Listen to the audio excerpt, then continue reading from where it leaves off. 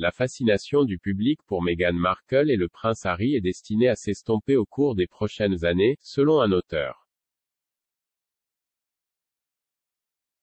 Le duc et la duchesse de Sussex attirent toujours l'attention d'une grande partie des médias et du public plus de 2 ans après avoir quitté leur poste de membres actifs du cabinet. Cependant, l'auteur Harry Moon pense que la monnaie de Meghan et Harry n'est pas destinée à rester élevée pour toujours.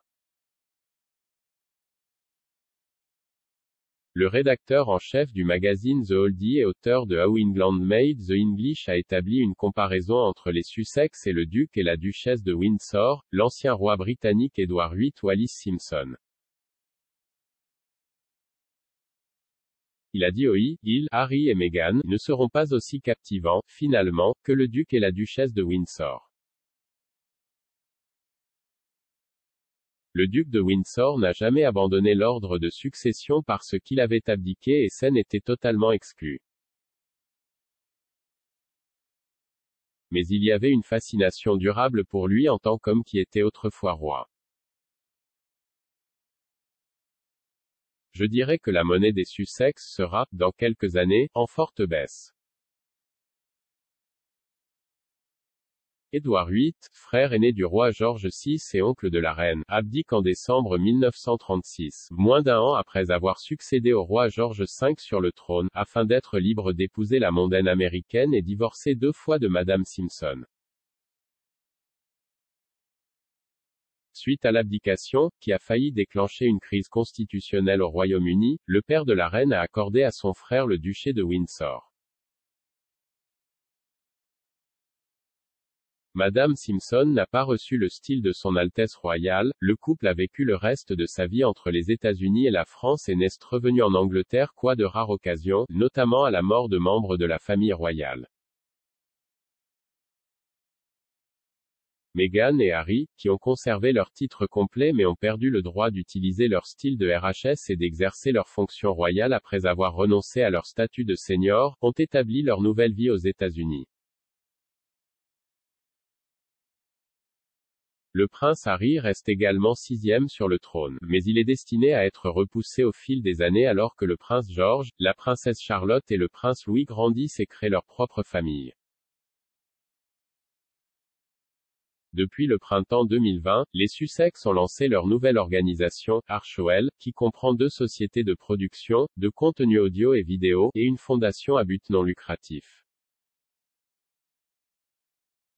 Ils ont également acheté une maison dans le quartier étoilé de Montecito, à Santa Barbara, et ont assisté à un certain nombre d'événements axés sur des questions qui leur tiennent à cœur, notamment la justice raciale et l'égalité des vaccins.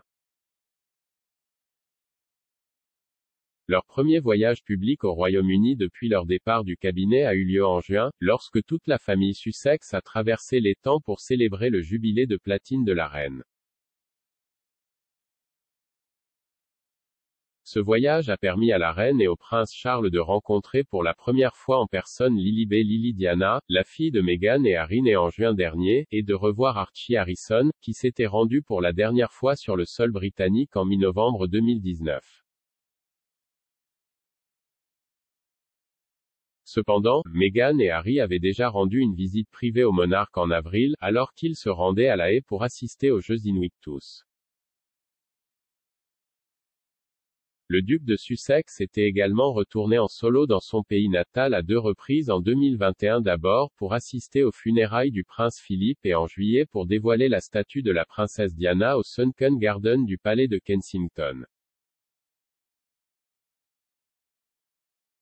Maintenant, Meghan et Harry se préparent pour un autre bref voyage en Europe, comme l'a annoncé l'une de leurs porte-parole lundi matin. Le mois prochain, le couple assistera à un certain nombre d'événements liés à des organisations qui leur tiennent à cœur. Le 5 septembre, les Sussex se rendront à Manchester pour le sommet organisé par One Young World, une organisation soutenant les jeunes leaders avec qui Meghan travaille depuis 2014.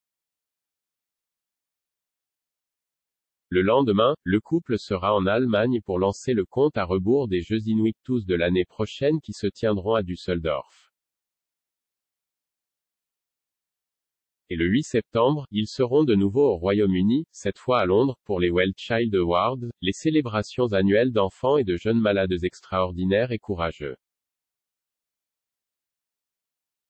Le duc est le mécène dévoué de Well Child depuis 2007 et est resté en contact avec lui-même après avoir quitté son poste de membre actif du cabinet.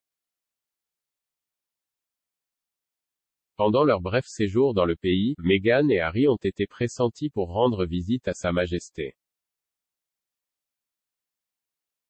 La reine est actuellement au château de Balmoral, mais aurait l'intention d'interrompre brièvement son séjour écossais annuel au nord de la frontière pour faire ses adieux à Boris Johnson en tant que Premier ministre sortant et, à la suite de l'annonce du vainqueur de la course à la direction des conservateurs le 5 septembre, demander à Liz Truss ou à Rishi Sunak de former un nouveau gouvernement.